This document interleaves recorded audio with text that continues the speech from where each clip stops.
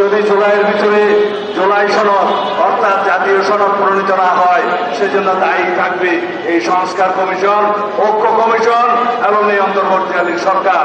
আমাদের উপরে দোষ চাপানোর চেষ্টা চলছে অবিরাম। বিএনপির কারণে নাকি সংস্কার হচ্ছে না। এক এক করে প্রতিদিন সাংবাদিক বন্ধুদের বলছি, প্রত্যেকটা ঐক্যমতে আসার পিছনে বিএনপির পরামর্শই নিতে হচ্ছে।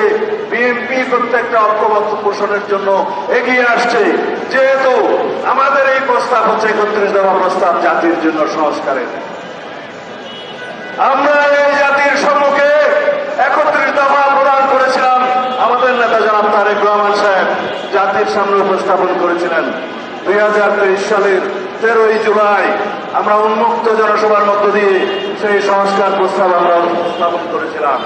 কেননা আমরা রাষ্ট্র কাঠামোর সংস্কার চাই, আমরা রাষ্ট্র ব্যবস্থার সংস্কার চাই, আমরা সরকার পরিচালনার বিভিন্ন সিস্টেমের সংস্কার চাই, আমরা গণতান্ত্রিক সংস্কার চাই সংবিধানের, যে এই সংবিধান হবে জনগণের জন্য, যে এই সংবিধান হবে গণতন্ত্রের রক্ষা কবচ, যে এই সংবিধানের মধ্য দিয়ে রাষ্ট্র পরিচালনা হবে, গণতান্ত্রিকভাবে সরকার পরিচালনা হবে, যে এই সংবিধানের মধ্য দিয়ে সরকার পরিচালিত হলে, রাষ্ট্র পরিচালিত হলে চেকস অ্যান্ড ব্যালেন্স প্রতিষ্ঠিত হবে, ভারসাম্য প্রতিষ্ঠিত হবে, জনগণের অধিকার নিশ্চিত থাকবে, গণতান্ত্রিক অধিকার নিশ্চিত থাকবে, জনগণ সাংবিধানিকভাবে আর কখনো ফেসিবাদের কবলে পড়বে না, জনগণ সাংবিধানিকভাবে আর কখনো একদলীয় রাষ্ট্রের ব্যবস্থা করবে না, জনগণ আর কখনো শেখ হাসিনার মতো ফ্যাসিস্টদের মোকাবেলা করতে হবে না।